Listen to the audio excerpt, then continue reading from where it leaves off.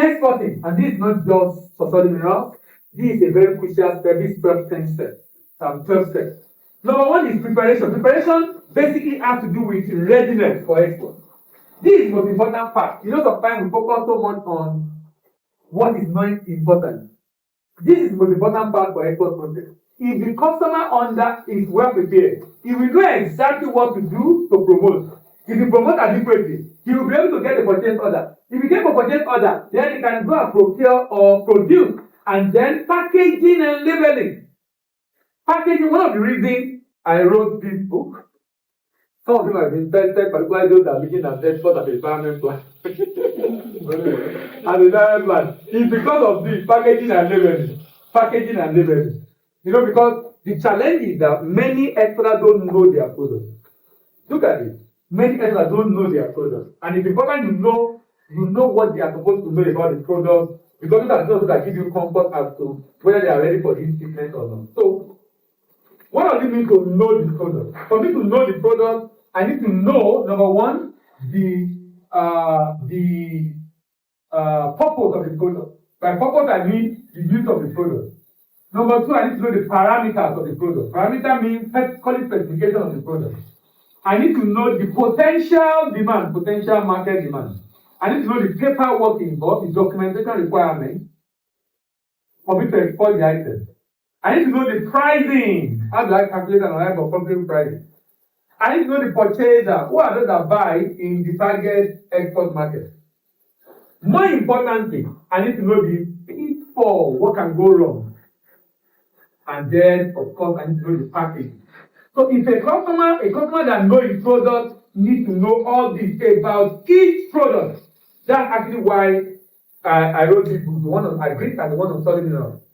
To be able to know the product, because people sometimes the reason for loss is because the does not know the product is exported.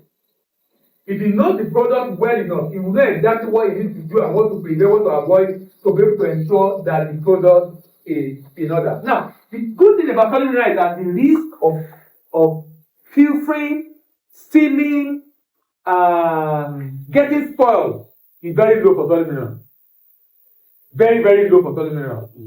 So it makes solid mineral sincerely a lot safer. The only issue with solid mineral is the quality specification, which does not change primarily just for you to ascertain what it is. It's not going to deteriorate. It's not ascertaining that is the problem. Am I making sense?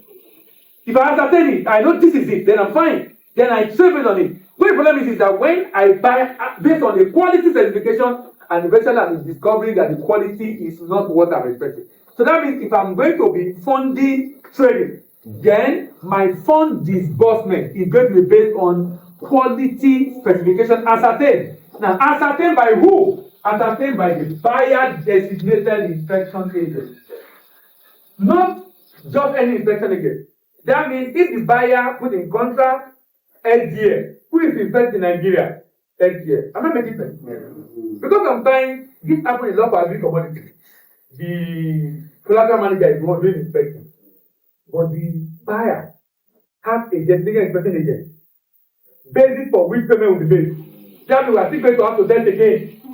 Even though we are using collateral manager, I don't think it makes sense for collateral manager to be the one doing. Why can't we get the person that the buyer has designated to be the one to do the inspections? Because that will be the basis for payment. At least basis of the initial payment of about 70 to 80%. That the bank can ensure that it is covered. Packaging and labeling. Now, pre-export documentation, we'll look at that shortly. Now, so this is why I said it's very similar. The documentation here is similar to what you have in agri. The only difference is that if I'm doing agri, I will need participant and fumigation. If I'm doing solid mineral, I will need mineral trading license and export permit. Does that make sense?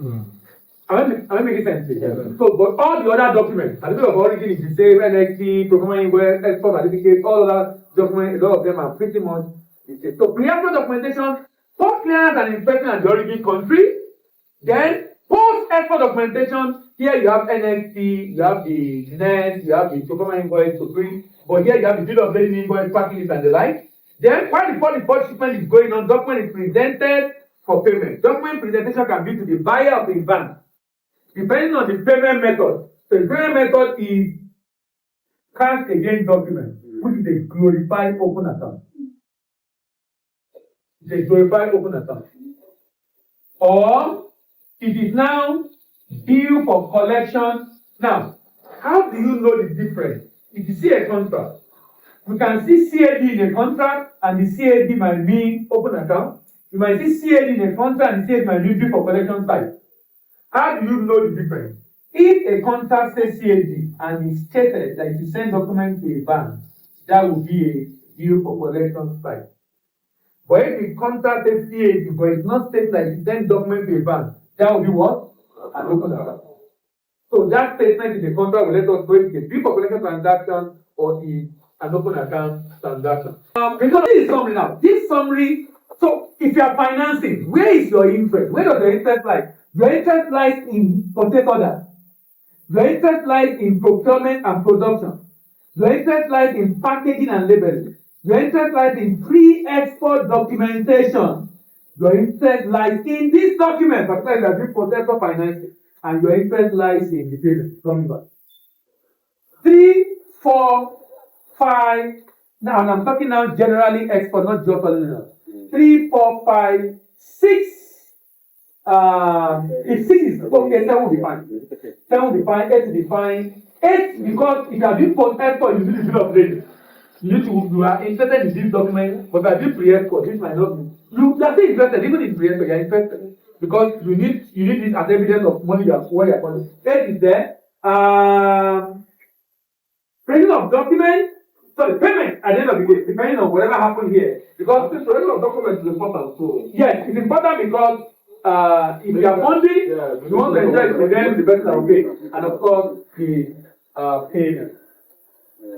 Now, let's look at the export process in Nigeria. Remember what I showed you in general in Nigeria. Export preparation and planning. This is where the customer becomes export ready. Preparation. It's a multifaceted concept that involves the ability of a company to successfully enter the export market, sustainably compete in the market, and legally break market to become established in the market. So preparation, and that's what we're showing here. With preparation and planning, it's able to get a contract and sign. We're going to look at the type of contract shortly. Export funding by itself, friend or bank. Product manufacturing or procurement. Then export start logging to the trade system of God of MG to process NFT. Fill the NFT form and the pre-export. This will be changed to single window. The single window for trade. So that means the import and export is going to collapse in one. But don't be still going to be running at the background. But what you are going to be interfacing with that banker importer is going to be the single window. After fill the form and attach the pre-export document. What are the pre-export documents? He has to attach a pro forma invoice. He has to have an export license, and in some cases, a certificate of origin, and then RFI. RFI is automatically sent. It's a immediately you submit an you get a notification from the system for you to fill this form and submit. Complete the NFT form and send it to the bank. The bank approve and send it to the CIA. Exporter warehouse the goods and book the container for loading. The inspection is done. There are different levels of inspection. There are inspection by the buyer's inspection agent. Sometimes I give you the representative of the buyer defense in Nigeria. Customs has to do inspection. And BIA, Internal of Government.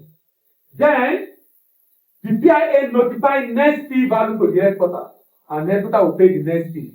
Next is Nigeria Export Supervision Scheme.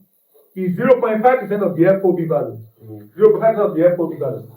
Bank transmit net receipt to PIA and PIA issue CCI. CCI is clean certificate of inspection. Remember the inspection again, I told you they don't really care, but they still issue certificate. The PIA transmit CCI to customs, and customs issue single good declaration.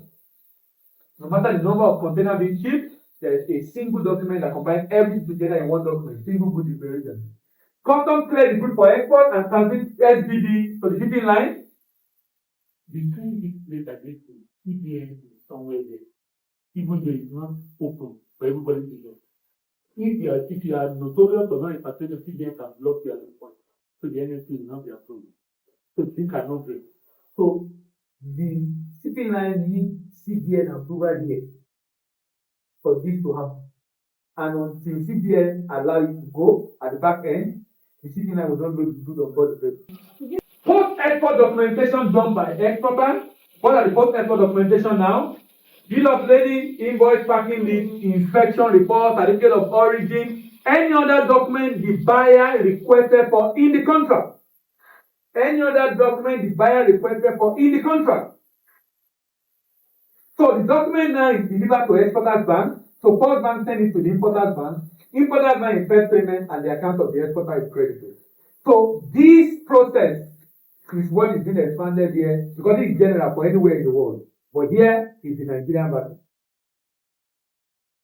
And our interest lies in the same location again. You are funding, so you are interested in the procurement.